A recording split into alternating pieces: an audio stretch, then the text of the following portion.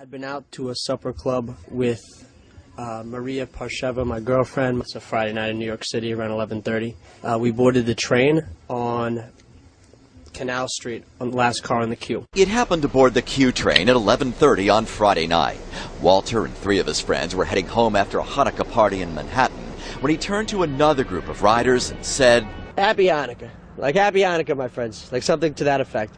And almost immediately, you see the look in this guy's face, like I've called his mother something, like I've said something to him that like rubs him the wrong way. And I see the way this guy looks, and I see the way this guy wants to fight me, and I look, and I see another guy right in front of me, another guy, and I see the crowd moving in. In the melee that followed, Walter and his friends were beaten up. First wave, I got hit, but I wasn't bleeding. It was one of those like sucker punch, shock punches. But by the second time, there were like people stomping me. Walter Adler has a black eye and a split lip. But what the assailants allegedly said could leave the deepest scars. "You killed him. You killed Jesus. You killed him on Hanukkah. You dirty Jew. You effing Jew." When Hassan Askari, another passenger, tried to help, he was beaten up too. And I was coming back from work, right over here in Ongol. So I was coming back and I was sitting on the queue. And we say Happy Hanukkah to everybody. A guy in the back of the train. They got very angry and, very insulted by that actually. Goes, "Hanukkah, that's when the Jews killed Jesus." And I basically, said that's ridiculous. I'm not like, one to start crap with people on the train and on the street, but I'm going to stand up for Hebrew people. The assailants, they were being very loud and rowdy. "Dirty Jew, dirty And they were, at this point, they were getting very confrontational with them.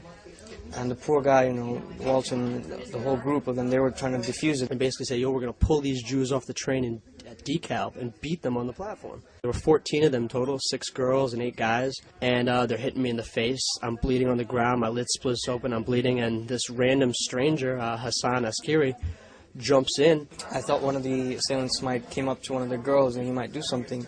And that time I grabbed him and I pulled him to the side. And I said, "What's wrong?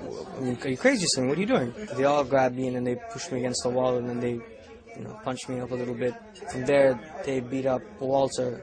They punched him and, they beat him down pretty bad. It was really bad to see what happened. Hassan's the only person to try and help us at all. Everybody runs to the back of the car. It was pretty shocking to see something like that happening. Usually you don't expect something like that to go on in the train. Here we have freedom of speech and freedom of religion, and what I've seen this Friday night is just put my spirits down. That guy, Hassan, my girlfriend and me and my best friend might have been beaten to death on that train if he hadn't jumped in and helped us. My father, my parents, they always brought me up to help my fellow man.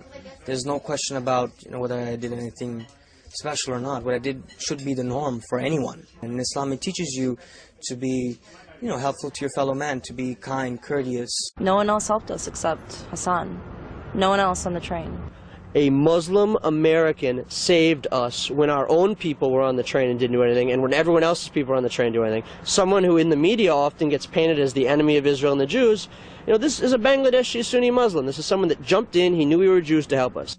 Hopefully this will reach a lot of people and it will change the way people view each other. It will change the way people act toward one another.